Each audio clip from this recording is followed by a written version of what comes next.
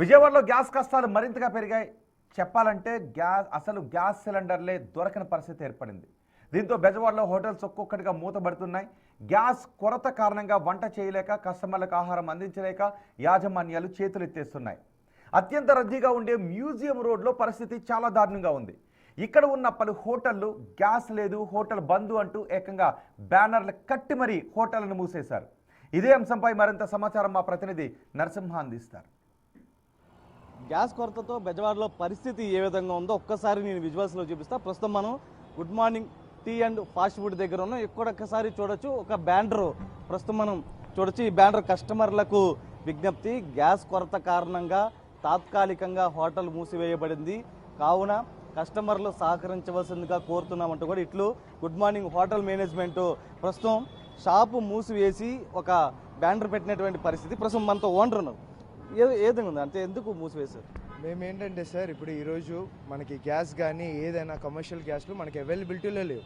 మన ఏజెంట్స్ కానీ ఎవరైనా వాళ్ళ దగ్గర అవైలబిలిటీలో లేదు అని చెప్పడం వల్ల మనం ఇంకో బయ్యర్స్ దగ్గరికి వెళ్ళినా కూడా ఎవరి దగ్గర అవైలబిలిటీలో లేదు గ్యాస్.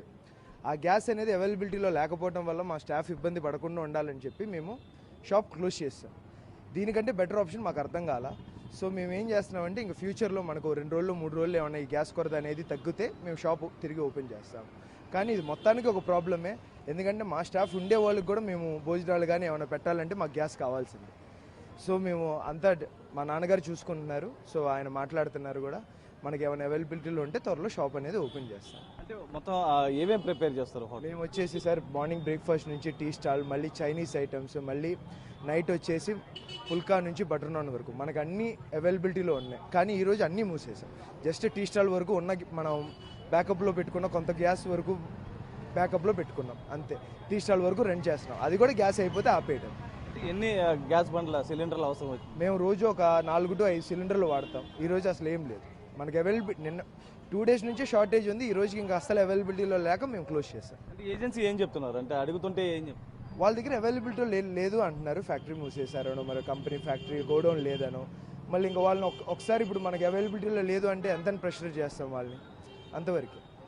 మనకి వాళ్ళ అవైలబిలిటీలో లేదంటూ మనం ఇంకా మనకి వేరే బయ్యర్స్ కానీ ఎవరు అవైలబిలిటీలో లేరని అంటున్నారు. గ్యాస్ ఉంటే మేము ఎందుకు వేయం సార్ అంటున్నారు. సింపుల్. కమర్షియల్ సిలిండర్ 1, 2 కూడా డెలివరీ చేసే పరిస్థితి లేదంటున్నారు. ఏం లేదు. మేము పొద్దు నుంచి కాల్ చేసాం, ఉన్నోళ్ళు రెగ్యులర్గా మేము 5 బండ్లు వేయించుకునే వాళ్ళ దగ్గరే అడుగుతాం. వాళ్ళు ఈరోజు ఎయిరు అంటే ఇంక మనం ఏం చేస్తాం? అదే కదా, వాళ్ళు అసలు అవైలబిలిటీలో లేదు. వాళ్ళ దగ్గర గ్యాస్ బండలు అవైలబిలిటీలో లేక మాకు సప్లై చేయట్లేదు. ఎంతమంది వర్కర్స్ ఉంటారు మీ దగ్గర? మా దగ్గర ఇప్పుడు ఒక 20 to 30 మెంబర్స్ ఉన్నారు సార్. వాళ్ళకు కూడా మేము ఫుడ్ అనేది ఈరోజు బయట నుంచో లేదా మేము చేసుకోవడమే చేయాలి. పొద్దున బ్రేక్ఫాస్ట్ వరకు అరేంజ్ చేస్తాం. అంటే ఒకవైపు ప్రభుత్వం చెబుతుంది ఎటువంటి ప్రస్తుతం ఇబ్బంది లేదన్నారు, కానీ మీరు క్లోజ్ చేసినటువంటి పరిస్థితి. ఎందుకంటే సార్ మాకు అవైలబిలిటీలో లేవు సార్. ఇప్పుడు ప్రభుత్వం మేము కమర్షియల్గా వెళ్ళట్లా, మాకు ఆ బండ్లు అనేవి దొరకట్లా, మేము ఈరోజు క్లోజ్ చేసాం. ఎలా ఇస్తారండి? జరిగితేనే బిజినెస్ జరిగితేనే కదా. మేము అడగాలన్నా మాకైనా కొద్దిగా మనసు ఉండాలి కదా. వాళ్ళు బిజినెస్ చేస్తే సరే సార్ మేము వర్క్ చేస్తాం కదా, డబ్బులు ఇవ్వని అని అడగడానికి ఛాన్స్ ఉంటుంది. లోపల మీతో పాటు ఇంకెంతమంది పని చేస్తారు?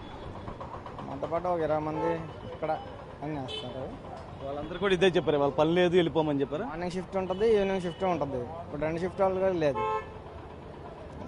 షాపే కట్టేస్తే ఇంకా చెప్పేదే ఉంది.